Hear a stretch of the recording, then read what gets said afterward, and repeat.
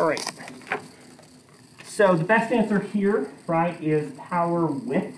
I use the example of Selma as part of the Civil Rights March, right, where you had a substantial number of civil rights activists who were literally marching and moving through physical space. There's a way to share and to consolidate power, right? So power with involves that type of work, and it's a very common practice in a lot of folks that are involved in community organizing, that power does not just come through one person like a leader, but power comes through multiple leaders, networks, and people working together to develop a solution to a problem.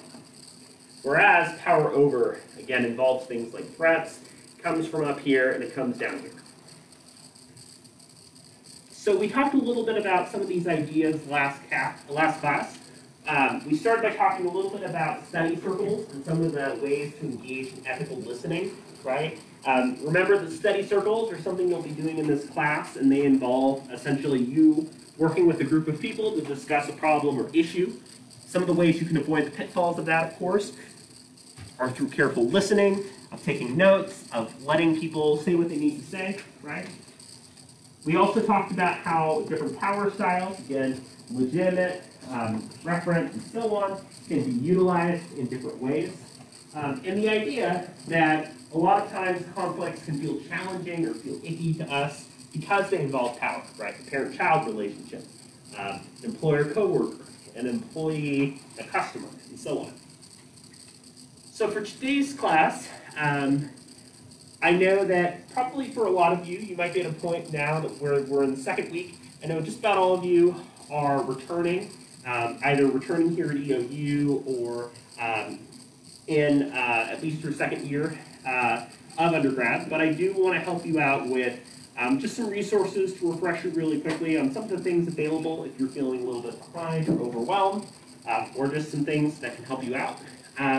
We'll talk a little bit about some of the different conflict management styles that were brought up toward the end of the second chapter of Gantt. I'll use some examples there.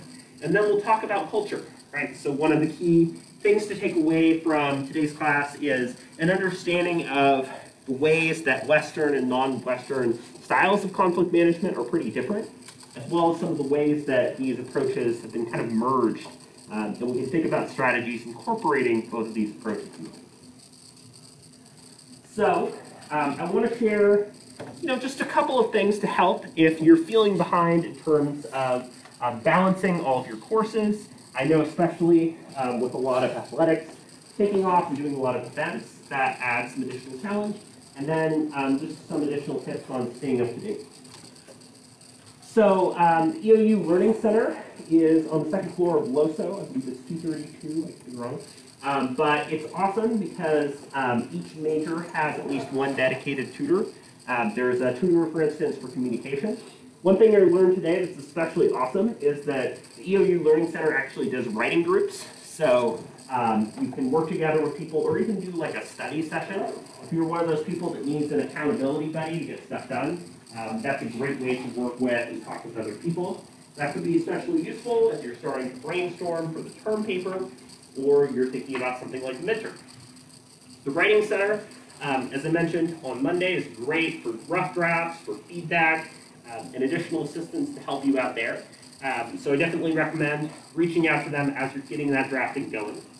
The EOU Financial Aid Office is great too. You've probably worked with them at least one time, but if you were dealing with some unique challenges with paying for school and so on, they're great to reach out to in terms of loans, support, scholarships, so on. Library, of course, is great not only as an online database, but also get in touch with them about some of the ways that you can use those resources.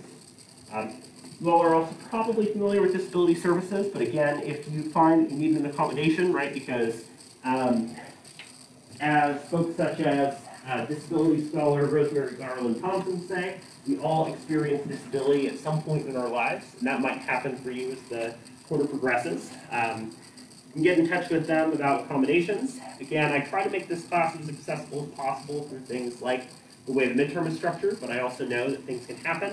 I can't issue you like a personal accommodation, right? I'm not that kind of doctor, but I can get you in touch with and work with the DSO to help you. And again, there's counseling, mental health, and other resources available too. You can always reach out to me in student office hours, 10 to noon, Monday, Wednesday, Friday, through Zoom and email. Again, I know this is a review for a lot of people, but if there's something new that you didn't realize was a resource, that's awesome. When it comes to kind of keeping up with this and other classes, right, a couple things that I find useful. For instance, using the front page of Canvas. I know a lot of classes, you'll get kind of Canvas set up differently. I think it's really annoying if there's a class where the only way to get access to the files is to literally go to the files section and sort through the folders and stuff. I've tried to make things really visible on the front page with the date, the video, and recording. It usually comes out about an hour after the class ends, and what to do on that particular day.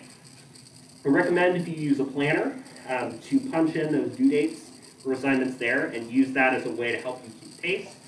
If you're like me, really like using something like the checklist available on Google and EOU Mail. It's a lot of fun to like have that checklist in urgent to least urgent. So something like prepping for today's class is at the top of my list, cross it off, can focus on something that's not due for a little bit later. And then, again, using those student hours can help a lot too. So I know, again, a lot of this is review. Does anybody have any questions on any of the resources available, anything else related to the course? If they do come up later, let me know. So let's start talking a little bit about some of the new stuff for today. So again, I think our big focus and big takeaway for today is on Eastern and Western styles of conflict management, some of the ways that they're different, why they're different, and how we can understand these different approaches together.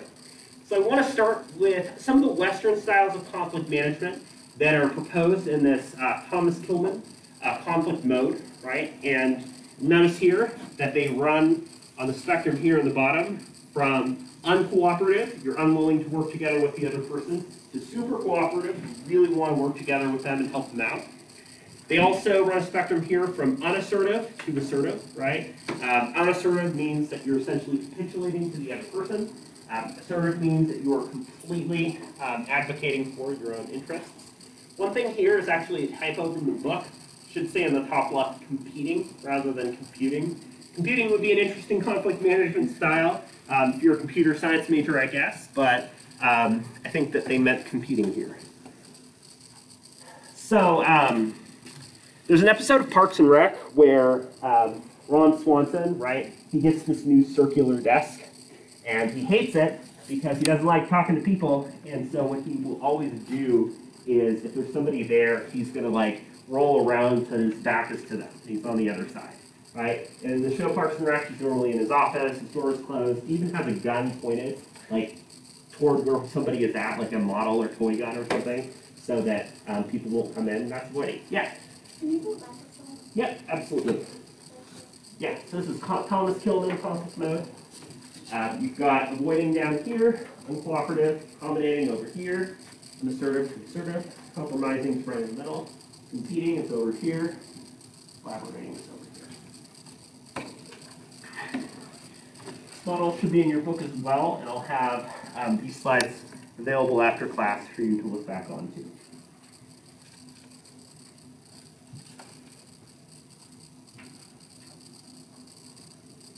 Let me know when you're ready. Okay, no problem. Yeah, anytime you need to stop me, let me know. So, right, like this is kind of a silly example of avoiding, right? But it is preventing a conflict from happening by getting out of the situation or by just, preventing the conflict from even starting. So over here, right, avoiding is unassertive and also very uncooperative. So a lot of times, right, when we experience passive aggression, we will use this avoiding style, right, where you are needling or criticizing somebody, but you don't want to actually create a conflict. Avoiding is also very common. We use it every single day when we try to change the subject. So maybe, you have a relative, you really disagree with them politically, you change the subject and avoid getting into a disagreement with that person to use that strategy. How many of you ever read The Giving Tree? So a couple of you. So this is a book that came out by Shel Silverstein. It's kind of a famous example. So you might be familiar if you haven't heard of it. It's the idea that like there's a kid, right, who wants an apple from the tree. The kid starts to grow up and basically asks more and more, right? Wants a branch, then wants like, you know, a larger part of the tree, wants the leaves, wants this entire trunk to build a house. And you know, it's a kind of sad story, but it's about how this tree is giving and giving and giving more and more of itself to help the kid as it grows up. And this is kind of an example of an accommodating approach, right? You're cooperative, you're very supportive of the other person, you're giving yourself to the other person however you can, but you're not really asserting your own needs or interests very well, right? So you're giving over, and it's considered a kind of lose-win approach, where you know, you're giving up, you're giving to the other person, but the other person wins, right? The other person gains from that situation. And accommodation is not always a bad thing at all as a conflict management style, right? Especially if there's a disparity in how much you and the other person care. So, for instance, you know, maybe somebody is really hungry and really wants, you know, your half of the sandwich. And you're not that hungry, you're kind of full, and you say, okay, you can have it, right? We make these decisions all the time to accommodate because we care about other people, because maybe that other person cares a lot more about the particular thing or issue than we do, and so on. Compromising, right? You can think about a pizza, like splitting it clearly in half. Compromising, of course, is considered one of the most common strategies in the United States for dealing with conflict. It's a very common Western approach because it says, well, I want this thing and you want this thing. Oh, well, let's meet in the middle, right? Compromising is medium cooperation and assertion. It's right smack dab in the middle here in this model, right? You're cooperating a bit. You're willing to meet the other person a little bit of the way. You're also advocating for yourself a bit. You're not totally getting everything you want, but you're getting something. So the compromising approach, right, is one that can sometimes be helpful. It's sort of a lose-lose, although there are some things that each person could get out of it. The compromising approach has been kind of critiqued, right, as well. There's the classic story of, you know, you can't split a baby in half to give it to each parent, right? That kills the baby. So compromising can oftentimes be seen as not reaching the result at all. But it is an approach we oftentimes use to reconcile differences and leave people feeling at least somewhat okay with the result. Competing, right? Competing is up here, the top left. It's the idea that, you know, we're not collaborating and working together. We're just trying to get what we want. Really good example of this is like any sort of competitive sporting event. The Olympics is one such example, right? If you're competing in a sport, you don't want the other person to win too, right? There has to be, at the end of the day, a team that's won and lost, a first and second place, and so on. And so under the competing approach, you are advocating for yourself, you are trying to win. If you're applying for a job, right, you'll use competition as well. And your goal here is to make those needs be met over other people. So the one that I think is the most interesting, and I think definitely the most challenging one, but under the Western styles, kind of the thing that we put on the pedestal, right, is this idea of collaborating. And collaborating is pretty different from compromising because compromising is sort of a, how do we somewhat meet people's needs? Collaborating is, how do we get what both people want completely? How do we kind of modify and change things such that both parties feel good at the end of the day? I really like the example that's mentioned in Jan, where you have an orange, right, where you have two siblings, both of them want an orange.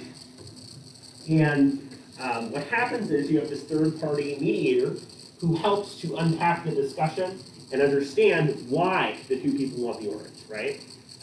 One person, one of the sisters wants the inside of the orange to make juice. The other person wants the rind because they're going to use like an orange rind or orange peel in a cake. And so they realize, right, that while they both want the same thing, they want it for different reasons. They're super complementary. So by working together, collaborating, and understanding the reasons that both people wanted the thing, they're able to reach a solution that gets both of their needs met. And so collaboration can be great because, again, through good communication and work, through managing the conflict, we can get what everybody wants. So this is considered both high cooperation, because you're really working hard with the other person, and high assertiveness, because you're still really getting what you need, right? But as we can see, collaboration is at times a really difficult strategy, especially if we're navigating a conflict and we feel like, you know what, there's no way out, right? So some of the ways that make this a challenging approach include the idea that you really have to trust the other person, right? How many of you have heard of the idea of the prisoner's dilemma? So the prisoner's dilemma is this kind of social experiment, and we'll be talking a little bit more about this as the quarter progresses. So two inmates in a prison get thrown into prison together, right?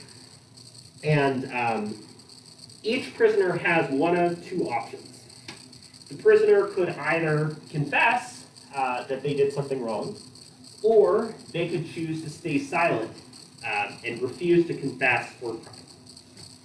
So the idea here is that if both of the prisoners confess, it's the best outcome, because both prisoners essentially share a short prison sentence, say 2 years, right?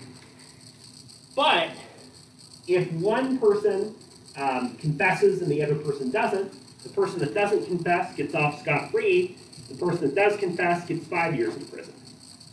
But if neither confesses, then both of them get in prison for, I think it's 3 years, right? So the idea here is that strategically, if you think about the overall number of years, the best option for these two prisoners is to both confess. If they both do it, then they get the shortest prison sentence total, you add up the numbers, and they both do their time, and they can get out. But obviously, they don't necessarily trust each other and don't want to do the thing that's the best for everybody. Because if we say, oh yeah, I agree, we're going to both confess, and then one of them says, nah, I'm not actually confessing, and the other person does, that person takes the hit, gets to 5 years. The person that doesn't confess gets 0, right? Gets off scot-free. But if they both think that, they both think, oh no, I'm going to say that I confess, but actually won't, then they also both get screwed over in that situation too. I bring that up, right, as an example because oftentimes collaboration can be great, but we don't trust the other person. We say, I'm going to go out of my way to help you and figure this out, hoping that they'll do the same, but they could turn around and backstab you in the end, right? That's kind of the entire premise of the Marvel character Loki, right? You can't trust him because if you try to trust him and collaborate with him, he's going to backstab you, right? So that's one problem. Another problem is that collaborating is not necessarily super exciting, right? A lot of times we're more interested in competing, working together to get what we want, rather than really trying to work with the other person to get something that helps both of us, right? So that can be a problem. Collaboration also requires a lot of kind of specialized skills, right? You have to mediate a conflict, you have to figure out what's going on and what the other people need. It took time to figure out that both sisters wanted the orange for very different reasons. And a desire for collaboration is super important, that you have to want to work together and see that as a mutually beneficial thing. Collaboration can be great, but can also be something that is very challenging to do effectively for some of these reasons. Again, collaboration is kind of all the way at the end here, and it's distinct from compromising because nobody loses in collaboration, except for the time and labor that might be needed to get there.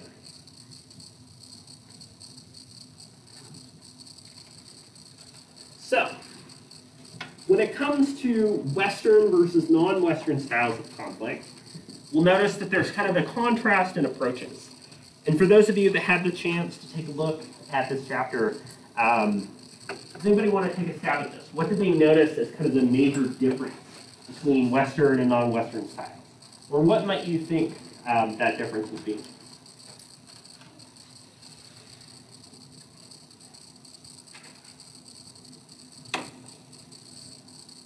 Yeah. Non-Western, wasn't there more of a focus on like communal, like harmony versus like Western culture where it's more individual? Yes, absolutely. So you hit the nail on the head, right? Western styles of conflict management, the styles that we just talked about, right? These are styles that are generally focused on things like individual achievement. You probably noticed that a lot of the language I used to describe things was, well, this person gets what they want, but this person doesn't. This person wants the orange and gets it, this person gets the rind, etc. Whereas a lot of non-Western styles of conflict management tend to focus more on this idea of harmony. And if you think about this, right, in a lot of non-Western countries, there is a much greater population size overall, and there's typically much greater population density, right? So you might think about countries such as India, countries such as China, right, a country where there tend to be, in larger areas, people are a lot more packed in using public transportation, taking the elevator, and so on. So if you're interacting with a lot of people on a regular basis, it's very important to you that you have a good relationship with these people in order to function in society, right?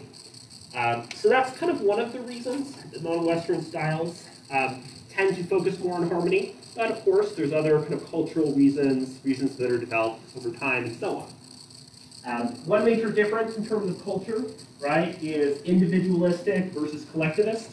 Right? Individualistic cultures tend to focus on individual gain and achievement. Collectivist cultures tend to focus more on the interests of the group.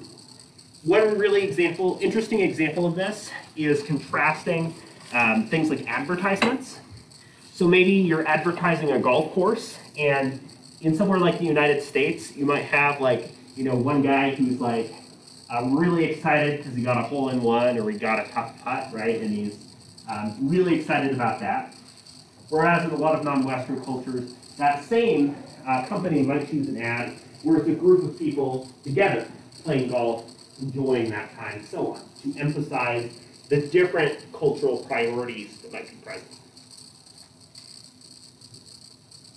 So there are kind of 5 non-Western styles of conflict management that we can talk about a little bit more. And they do have some similarities as well as some key differences, which is confrontation, obeying publicly and disobeying privately, compromise, endurance, and severance.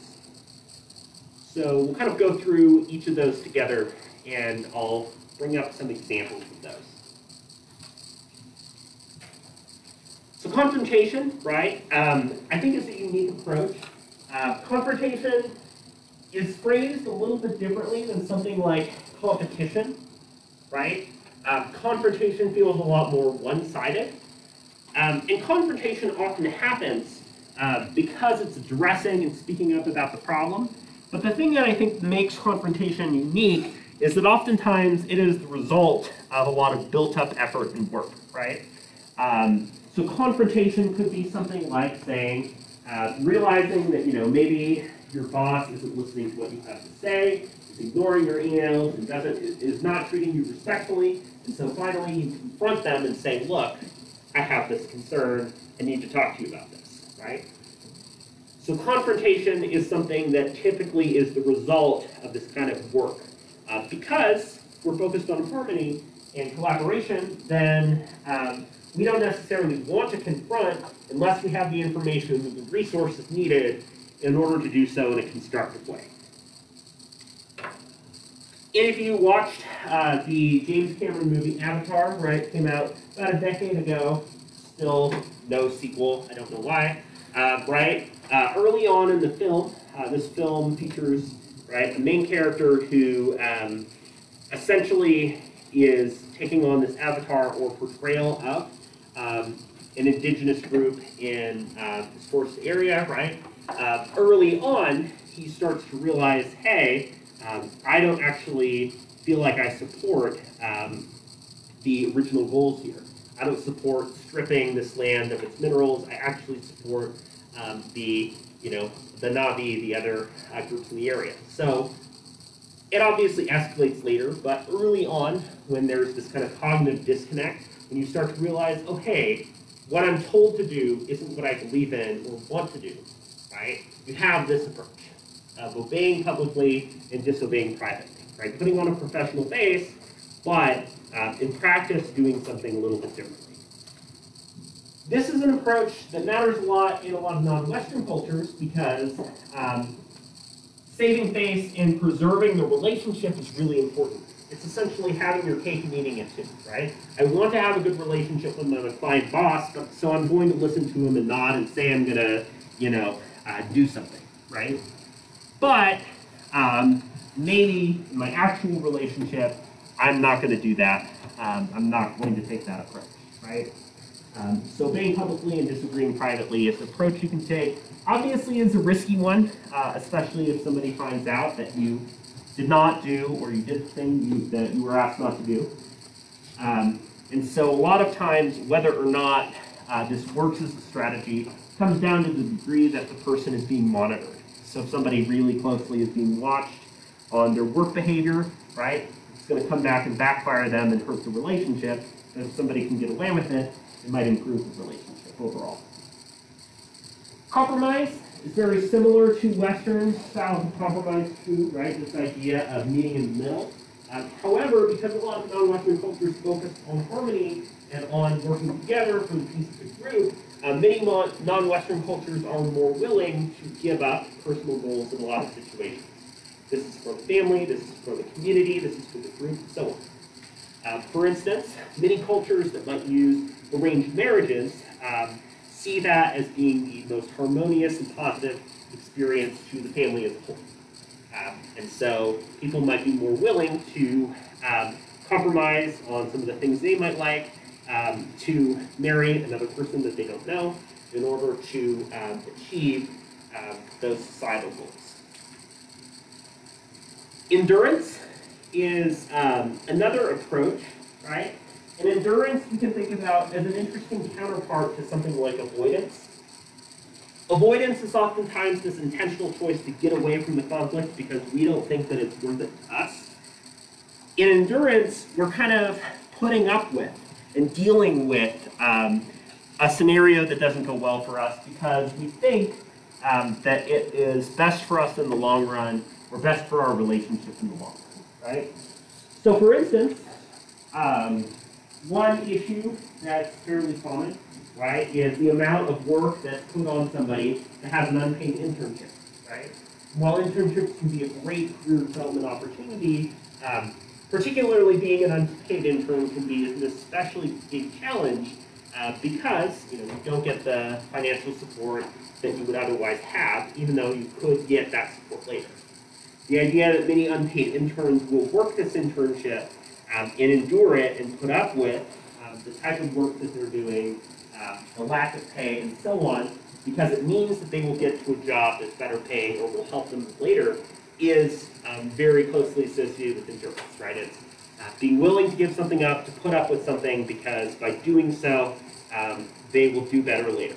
What doesn't kill you makes you strong. Severance is another thing that I think is important to consider with the idea of harmony, right? So severance is essentially a termination of the relationship, right? You might consider this as like blocking somebody, cutting somebody off, removing somebody from your life, unfriending, blocking, social media, and so on. And severance oftentimes happens. If we think about this, if you have ever, seen examples of divorce, a lot of times divorce is cited for irreconcilable differences. This example of severance plays into it. That no matter what each party has tried to do, they can't overcome this problem in the relationship. Therefore, the relationship cannot be salvaged, and you're going to detach from the relationship and from the situation. Right? So all told, these non-Western styles of conflict management share a lot of similarities in terms of some of the ways they focus on the other person, on how possible it is to resolve a conflict with the other person. But a lot of times these approaches are very much focused on and put at a much higher emphasis the needs of the larger group.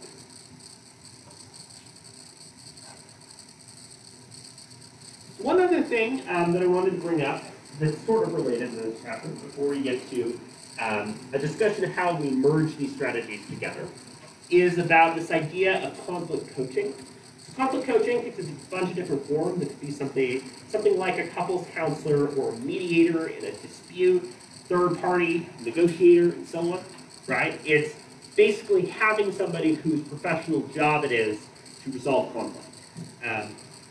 Oftentimes, conflict coaching involves building support with somebody else. Sometimes in conflict coaching, we'll have somebody who completes a survey about possible options to how to solve a problem, right? A focus on the conflict itself and the available options tends to happen, and then they review these issues and make a final evaluation. A really good example of this is a divorce attorney, right, and going through court in a divorce case. So oftentimes, right, some of the issues might be this initial stage of trying to understand and allow the divorce attorneys to talk to the couple that's divorcing to understand the options and issues at stake.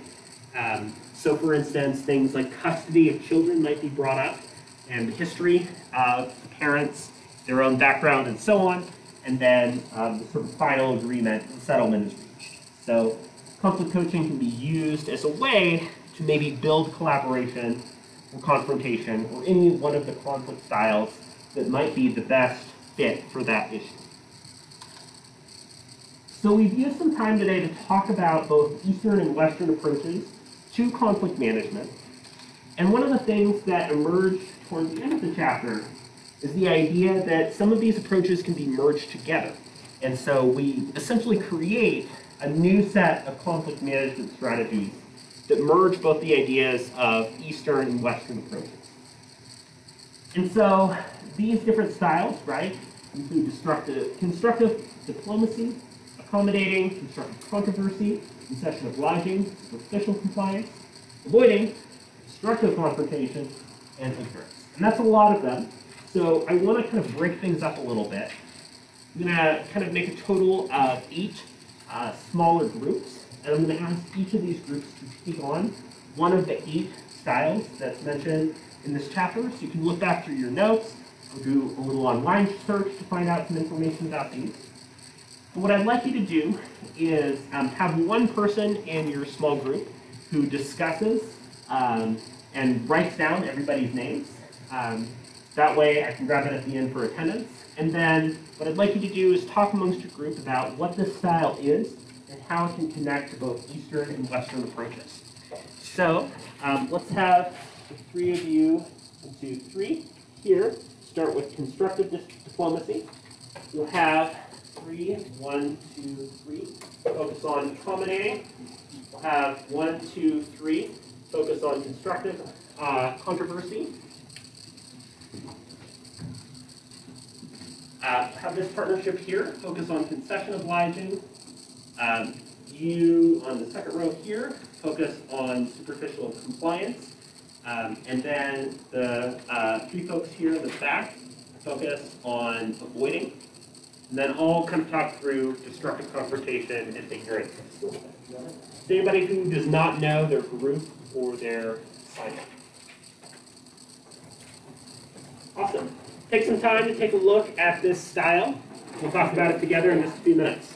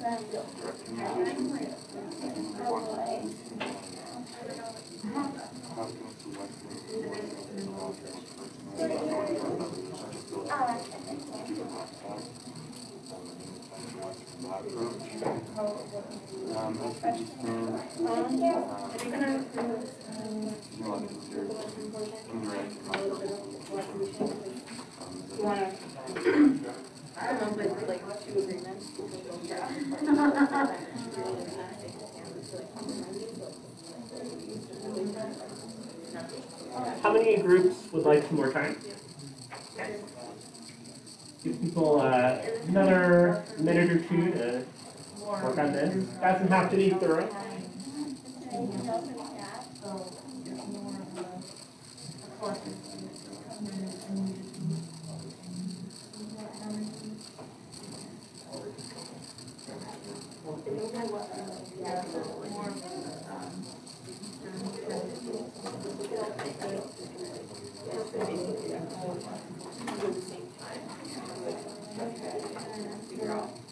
like, you know, like, there's one of my friends who's running it, so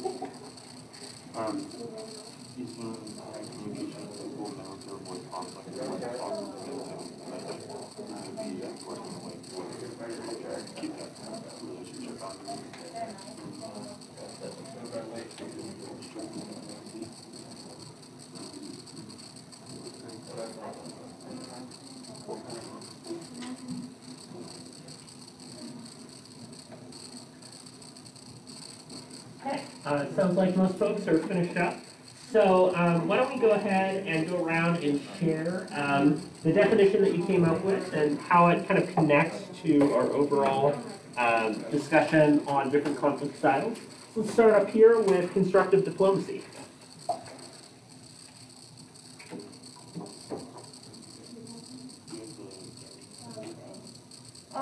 It focuses more on a compromise and helps with balancing the feelings of everyone included. And it works to benefit both parties in the situation. It connects to Western approaches because and non-Western approaches focuses on making sure everyone plays in Great. Yeah, I think that hits it, right? Like diplomacy is very much focused on professional and engaged relationships, but it's constructive. It's a kind of collaborating approach with other people. Accommodating. So we found it interesting that accommodating was one of the major conflict styles of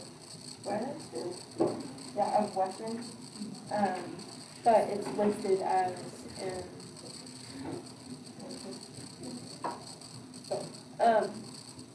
as a connection between Eastern and Western approaches. But we connected that with non-Western to have endurance, which is a little bit similar to accommodating because one side is a little bit more giving, one side is more taking, which is similar to the accommodating style. Yeah, that's a really good point, right? Like you're working to help with enduring the challenge, but you're also, putting yourself out for the other party too. That kind of puts those things together. Constructive controversy. So we found out it was like mostly uncommon one, but it kind of involves the deliberate discussions that being creative for problem solving. So we connected it more with like the Western style where it can be a part of like collaboration as well as compromising, just to get like the two sides together agree. And we also kind of thought of it as a possibility of being the best way to get everyone's ideas integrated into the solution, just so like everyone's happy and they agree. Yeah. So one way of thinking about this, right, is like in groupthink, playing devil's advocate, right? Intentionally stirring the pot and getting another debate happening because it's good to better understand the topic. So yeah, it's a good way for you all to describe it. Concession obliging. So is it more like the Eastern or the non-Western approach because it kind of enhances harmony enhancements high, and then they make collective group decisions in that. So we couldn't really compare it to Western, so we would take on Yeah, Stormy, right? Yeah. Yeah, so that's a really good point, right?